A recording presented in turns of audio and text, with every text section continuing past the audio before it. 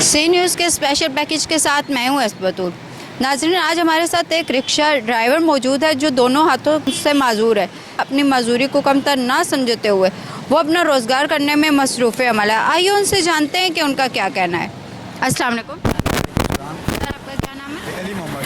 कहाँ के रहने वाले हैं? ये लोधी कॉलोनी। अच्छा, आप दोनों हाथों से माजूर है, फिर भी आप रोज़गार कर रहे हैं, क्या मैसेज देंगे जो देखते हैं?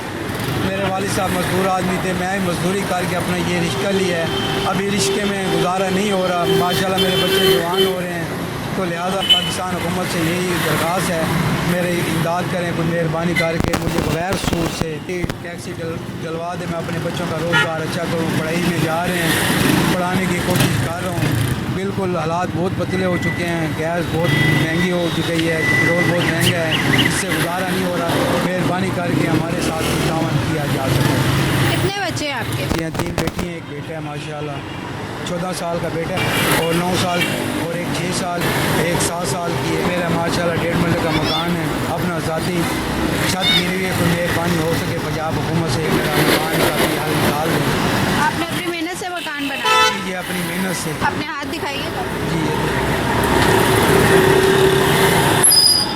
आपका कोई कार बना हुआ है मजदूरी?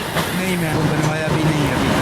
तो मजदूरों का कोटा आता है, उसमें आपको कोई रिलीफ नहीं मिला? मुझे कोई रिलीफ नहीं मिलती, अपना कारोबार करके बनाया जाता है। जैसा कि आपने सुना कि माजूर रिक्शा ड्राइवर का कहना था कि मैंने अपनी मजदूरी को कमतर नहीं समझा, अपनी मेहनत से मैंने एक रिक्शा और अपना 1.5 मरले का घर बनाया है। मैं हुकूमत पाकिस्तान से अपील करता हूँ कि महंगाई का दौर है, इस महंगाई में मैं अपने बच्चों की परवरिश सही तरीके से नहीं कर सकता। मेरे बच्चे अब जवान हो रहे हैं, तो मुझे उनकी तालीम और तरबियत के लिए एक अच्छा रोज़गार चाहिए, जिससे मैं हुकूमत पाकिस्तान से अपील करता हूँ कि वो मुझे एक टैक्सी बिला सूद के किस्तों पर दिलवा दें, ताकि मैं अपने बच्चों का अच्छा रोज़गार कर सकूँ।